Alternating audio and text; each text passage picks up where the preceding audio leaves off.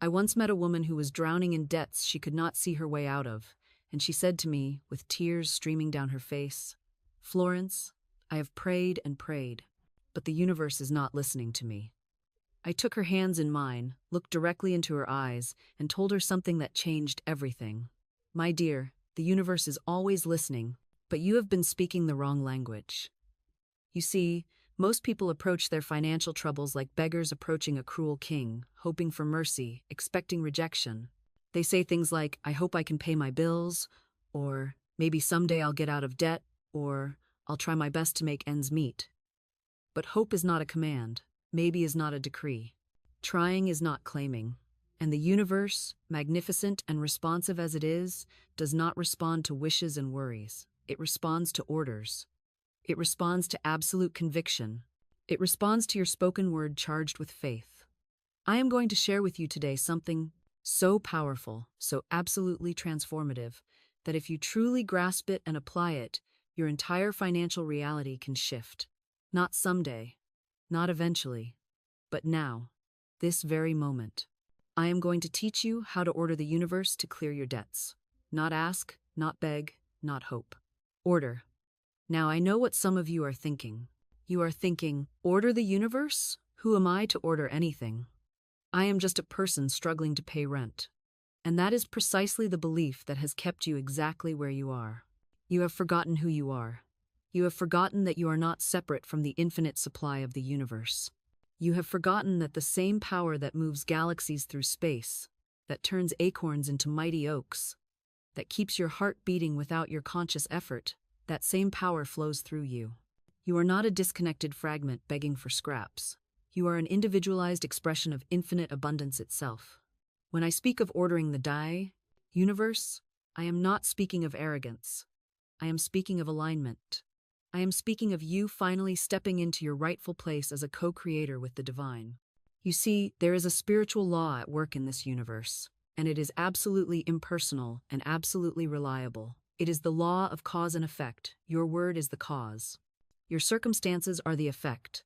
What you decree with conviction and faith must manifest, because that is how the law works. I have watched this happen hundreds of times. I have seen people on the brink of financial ruin speak the right words with the right consciousness, and within days, sometimes hours, money appeared from the most unexpected sources. Old debts forgiven. New opportunities materialized out of thin air. Checks arrived in the mail with no logical explanation. This is not magic. This is not luck. This is law. This is how the universe operates when you learn to speak its language. Let me tell you about that woman I mentioned, the one drowning in debt. Her name was Margaret, and she owed more money than she earned in a year. Collection agencies called her daily. She could not sleep. She could not eat. Fear had consumed her completely. But I taught her what I am about to teach you. I taught her to stop begging and start commanding. I gave her a specific decree, a specific set of words charged with power, and I told her to speak them aloud every single day with absolute conviction, as if they were already true. She looked at me like I had lost my mind. She said, "Florence, you do not understand. The debt is real. The bills are real. How can words change any of that?" And I said to her what I say to you now. Everything you see in your physical world was first a word, first a thought, first an invisible idea that became visible through the power of belief and spoken decree. Your debt feels permanent because you have been declaring it permanent with every worried thought and fearful word. Margaret decided she had nothing to lose. She began speaking her money decree every morning and every night. She spoke it when the phone rang with another collection call. She spoke it when fear gripped her chest. She spoke it until the words went from feeling like lies to feeling like truth. And then, something extraordinary happened. Within 2 weeks, a distant relative she had not spoken to in years contacted her out of nowhere and offered her a job that paid 3 times what she was earning. Within a month, one of her largest creditors made an accounting error in her favor and forgave half of what she owed.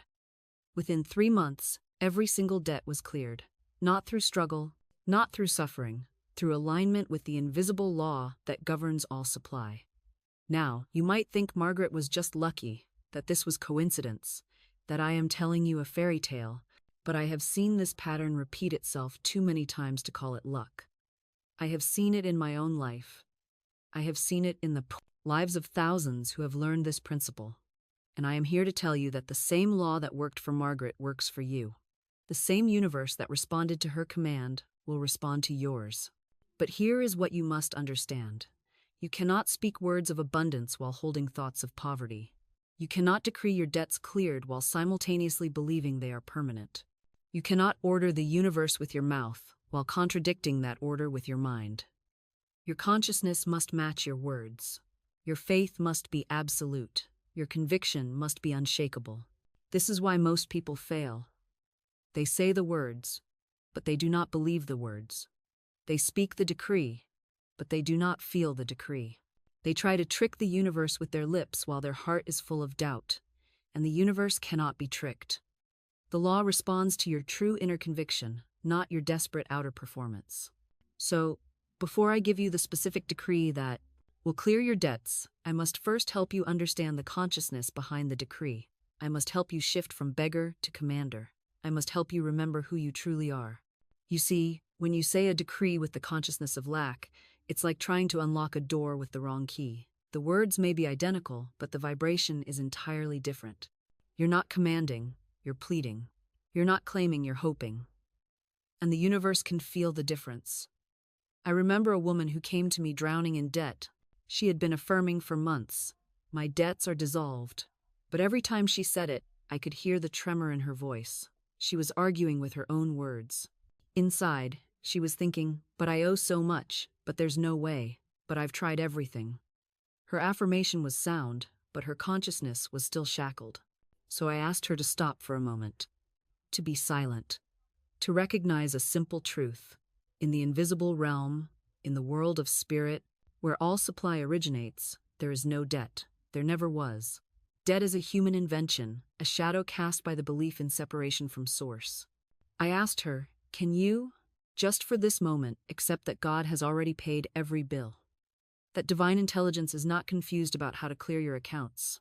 That the infinite cannot be in debt to the finite?" She closed her eyes. And for the first time, she stopped fighting. She stopped rehearsing her limitations. She simply rested in the idea that perhaps, just perhaps, the spiritual realm didn't recognize her debt at all. That shift, that tiny crack in her wall of belief, was the beginning of her freedom. Within 3 weeks, money began flowing to her from the most unexpected directions. An old friend repaid a loan she'd forgotten about. A company refunded her for an error made 2 years prior. A relative passed and left her a small inheritance no one knew was coming.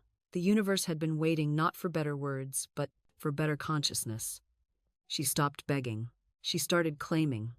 That shift from petition to possession is one of the most misunderstood teachings in all of metaphysics. People think affirmation is about convincing God. It's not. God doesn't need convincing. God is already yes. The entire universe is wired for abundance, for flow, for the answer to every question you could ever ask. You are the one blocking it with your tone of lack. Let me show you what I mean. There's a vast difference between saying, "I need money," and saying, "Money comes to me easily and constantly." The first is a confession of emptiness. The second is a recognition of truth. When you say, "I need," you're reporting from poverty consciousness. When you say, "I have," or "it is mine," you're reporting from the kingdom, the realm where all things already exist in perfect form, just waiting for your acceptance. Jesus never said, "Please, Father, if it be thy will, maybe consider healing this person." He said, "Be thou made whole." He spoke to the condition as if it were already dissolved, because in the realm of truth it was. You've been taught that humility means smallness, that piety means self-denial. But true humility is knowing your place in the divine order not as a beggar, but as an heir. You don't grovel before your inheritance, you accept it. I've watched people sabotage the very things they've prayed for because they couldn't shift their inner speech to match their desire. They'd ask for a partner, then say, "I'm so alone, nobody wants me." They'd ask for success, then say, "Nothing ever works out for me." Do you see? They were watering 2 gardens, one of blessing, one of curse. And the curse garden grew faster because they tended it more faithfully. I've watched people do this their entire lives. They pray in the morning, then spend the rest of the day contradicting every word they prayed. They ask for abundance, then complain about bills all afternoon. They declare health, then tell everyone who'll listen about their aches and pains. They affirm love, then criticize their spouse over dinner. This is spiritual sabotage of the highest order. Your subconscious mind doesn't care which seed you plant more often. It simply grows what you give it. And if you're giving it doubt 12 hours a day and faith for 5 minutes, well, doubt is what's going to fill your garden. I knew a woman once who wanted desperately to marry. She'd affirm, "My perfect partner is coming to me now." Beautiful words.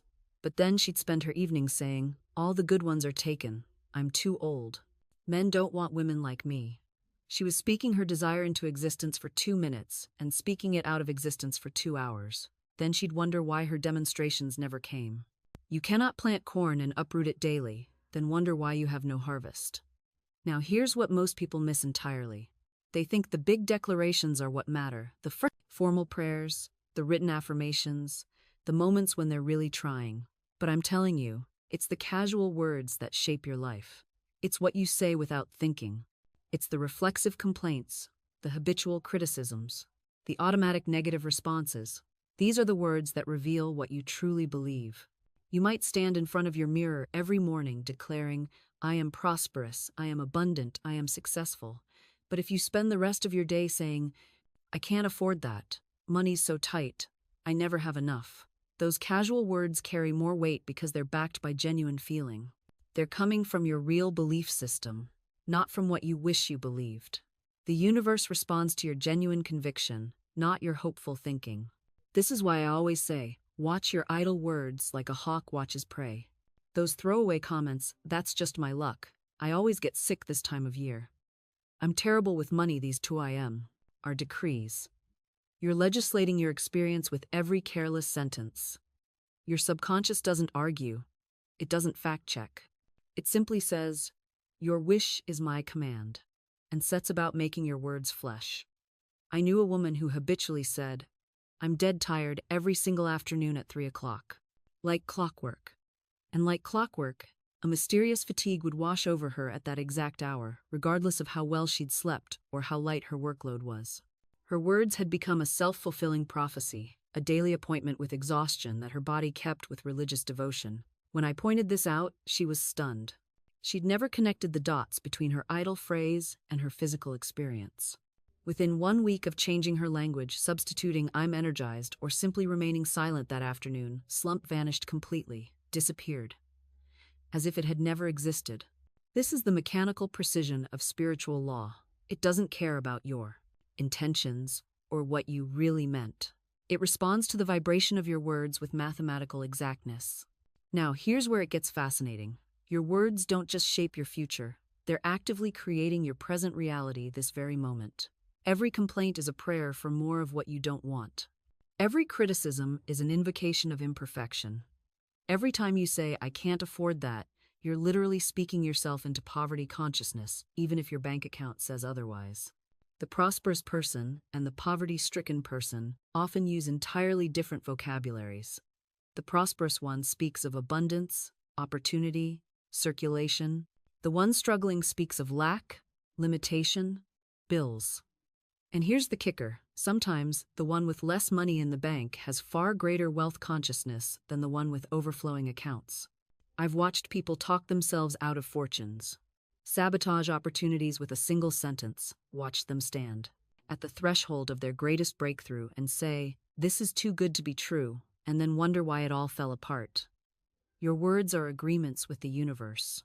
When you say, "I can't afford this," you're not stating a fact, you're placing an order. When you say, "Nothing ever works out for me," you're not being realistic, you're being prophetic. And the universe, in its perfect obedience, says, "Your wish is my command." I knew a woman who would end every hopeful sentence with, "But it probably won't happen." She'd say, "I'd love to get that promotion, but it probably won't happen. I'd like to meet someone wonderful, but it probably won't happen." She was canceling her own prayers. Every statement of desire immediately followed by its revocation. She couldn't understand why she felt stuck. She was issuing contradictory orders and wondering why the universe seemed confused. The universe isn't confused. It's responding to your dominant vibration, to the words you speak, with the most conviction and feeling. And here's the uncomfortable truth. Most of us speak our fears with far more passion than we speak our dreams. Listen to yourself for just one day. Record your speech if you have to. Count how many times you use words like can't, won't, impossible, difficult, struggle, hard. These aren't neutral descriptors. They're creative statements. They're shaping your experience moment by moment. Now, here's where it gets really interesting. You don't just speak to others.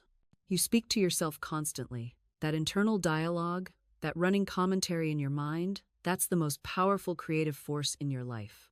Because those are the words spoken with the most frequency, the most belief, the most feeling. And for most people, that internal voice is absolutely brutal. It says things you would never tolerate from another person. It tells you you're not good enough, smart enough, attractive enough, deserving enough. It rehearses past failures and predicts future disasters. It's a full-time job of negative incantation, and then we wonder why our lives don't match our conscious desires. But here's what most people don't realize. That voice isn't even yours. It's a collection, a chorus of borrowed doubts. Every criticism you ever heard as a child, every dismissive comment from a teacher, every jealous remark from a friend, every societal message about who you're supposed to be and what you're allowed to want. That voice is a recording, playing on repeat, and you've been listening to it so long you think it's your intuition. You think it's protecting you. You think it's being realistic. Let me be clear. There's nothing realistic about rehearsing disaster. There's nothing protective about assuming the worst. That's not wisdom, that's trauma, trying to keep you small so you'll never be hurt again. I used to do this constantly. I'd wake up and immediately begin the negative scroll. What might go wrong today? Who might reject me? What evidence existed that I wasn't measuring up? I thought I was being prepared. I thought I was managing expectations.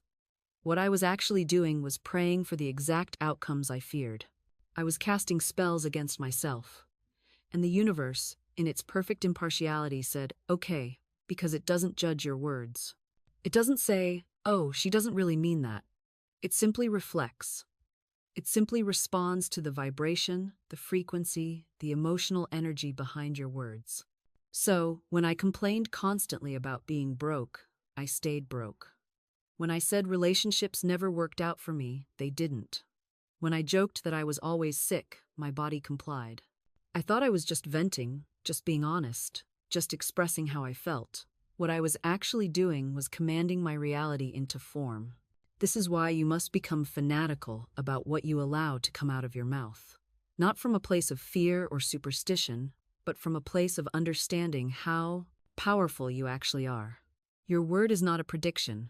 It's an instruction to the universe. When you say I am broke, you're not describing your bank account, you're commanding more lack into your experience. When you say, I never get what I want, you're literally blocking every gift the universe is trying to deliver to you. I once knew a woman who would say, every single day, nobody ever helps me. I have to do everything myself. And you know what? Her life perfectly reflected that statement. People would offer assistance, and somehow it would fall through. Opportunities for support would appear and then dissolve. She couldn't see that she was the one turning away, the very help she claimed to want, simply by declaring her isolation as a fact. The universe doesn't argue with you. It says, your wish is my command. So if you keep wishing for struggle, struggle is what you'll receive delivered with impressive consistency. Now listen carefully, because this is where most people stumble. Changing your words isn't about lying to yourself. It's not about pretending you have money when your rent is overdue. It's about speaking from the reality you're claiming, not the reality you're leaving behind. There's a distinction here that's crucial. When you say, I am wealthy, you're not denying your current bank balance. You're aligning with the truth of your being. You're speaking from the end. You're claiming the reality that already exists in the infinite potential of the universe. This is why affirmations fail for most people. They stand in front of the mirror and say, I am confident, while everything in their body language screams, I'm terrified. The words alone aren't enough. You must feel the truth of what you're speaking. You must claim it with your whole being. I learned to do what I call speaking from the wish fulfilled. Instead of saying, I want to be successful, which keeps success perpetually in the future, I started saying, I am divinely guided to perfect success. Not as a hope, not as a wish, as a statement of what is. The shift is subtle, but the results are explosive. You're no longer begging for something you don't have. You're claiming what already belongs to you. And here's what happens next, something most people never get to experience because they quit too early. The universe begins to meet you at your new frequency. You start noticing things. A conversation that leads to an opportunity.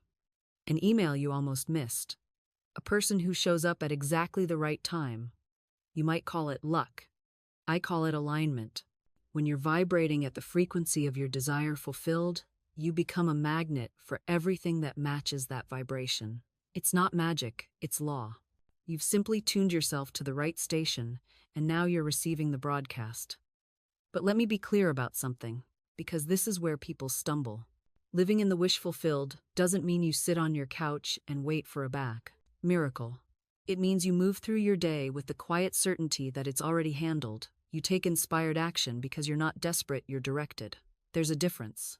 Desperate action feels heavy. It's frantic. You're pushing, forcing, manipulating. You can feel the fear underneath every move. Inspired action feels light. It's natural. You're following a hunch, accepting an invitation, making a call because something in you says yes. There's no strain. Just flow.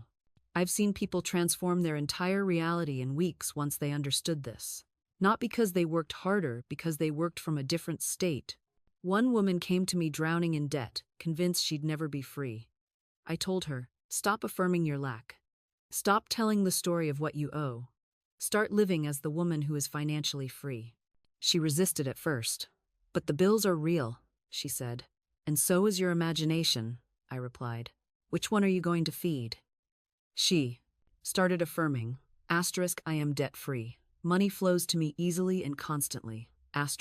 She stopped checking her bank account obsessively. She stopped the panicked energy.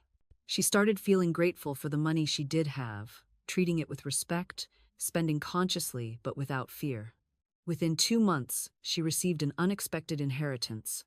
A month later, a job offer that doubled her income. 6 months after that, completely debt-free. Coincidence? I don't believe in them. I believe in law. You are always manifesting. The question is what? Fear or faith? Lack or abundance? The old story or the new one? The moment you choose the new story, really choose it, not with clenched fists but with open hands, something in the universe shifts. It has to. Because the universe isn't some distant force judging your worthiness. It's the very substance responding to your word. I watched this happen with a woman who'd been offered a job opportunity that terrified her. Better position. More. Money. More visibility. And every cell in her body screamed, I'm not ready. But here's what she did, instead of refusing it outright.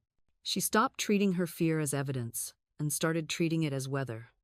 I notice I'm afraid, she said. And I'm doing it anyway. She didn't wait to feel confident. She didn't manufacture fake certainty. She just stopped letting fear make her decisions. Within 3 months, that job had opened doors she never imagined. Not because she was suddenly fearless, but because she stopped requiring fearlessness as a condition for moving forward. This is the part they don't tell you about manifestation. You don't eliminate fear. You stop giving it executive power. You don't erase doubt. You just stop letting it write the script. And here's the beautiful truth underneath all of it. Your good is already established in the invisible. Already done. Already complete. Your only job is to accept delivery, not to earn it. Not to prove you deserve it, to accept it. Think about that for a moment. Everything you've been striving for, hustling for, sacrificing for, what if it's already yours in the realm of divine ideas? What if the only thing standing between you and its manifestation is your willingness to claim it? This isn't spiritual bypassing. This isn't pretending problems don't exist. This is understanding that the level of consciousness that created the problem cannot solve it. You have to rise. And rising doesn't mean working harder. It means thinking differently, speaking differently, choosing differently. I'm going to say something that might sound radical. You are not your circumstances. You never were. Your circumstances are the outpicturing of old thoughts, old words, old patterns. They're evidence of where you've been, not where you're going. The moment you stop identifying with lack, with limitation, with the old story, The moment you anchor yourself in the truth of infinite supply, the outer world begins to rearrange itself. Not someday, not eventually, now, today, this minute. So what's the new story you're telling? What words are you speaking over your life right now?